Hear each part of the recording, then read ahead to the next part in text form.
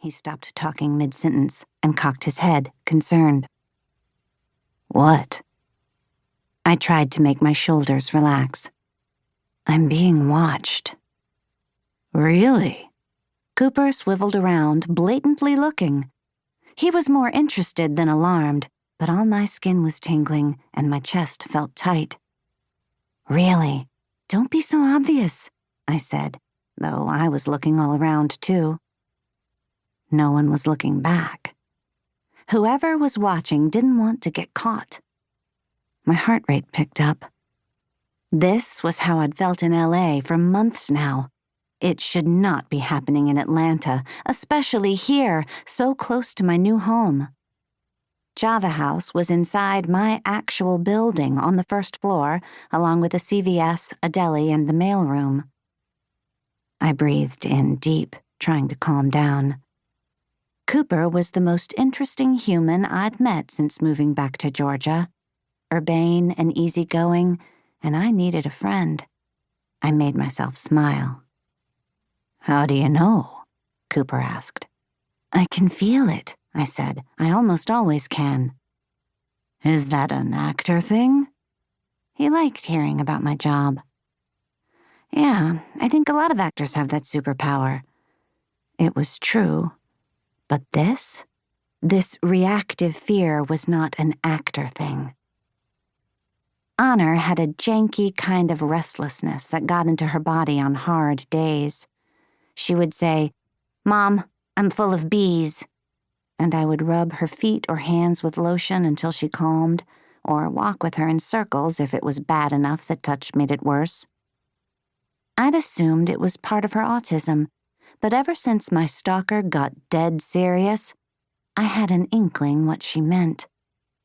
Moving 2,000 miles away was supposed to fix this, but I was instantly so full of bees, I could practically hear humming.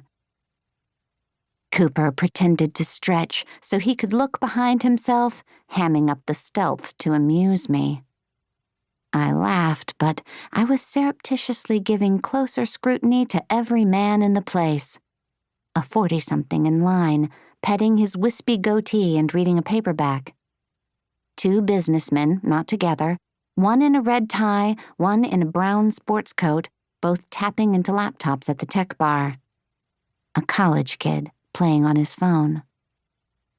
$20 says it's him, and he's working out exactly how to make a move on you, Cooper said, tilting his head at the first businessman.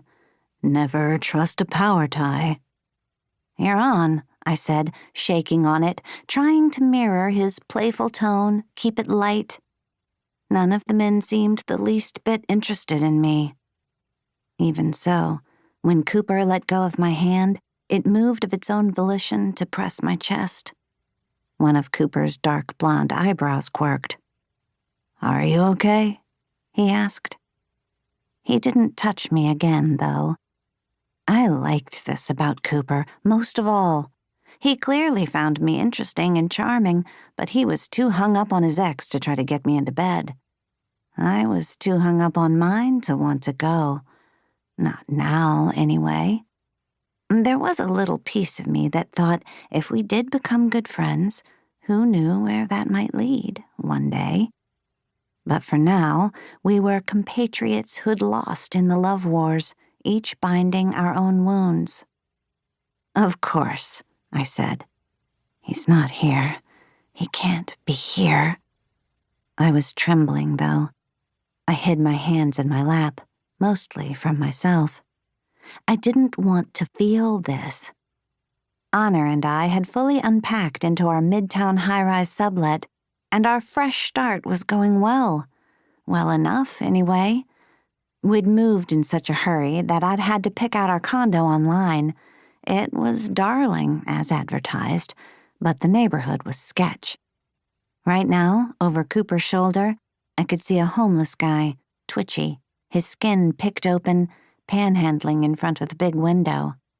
The nearby park was a patchy-grassed dog run, full of harried adults juggling coffees and poop bags, and more than once when I walked gumball there, I'd seen condoms and used needles by the benches.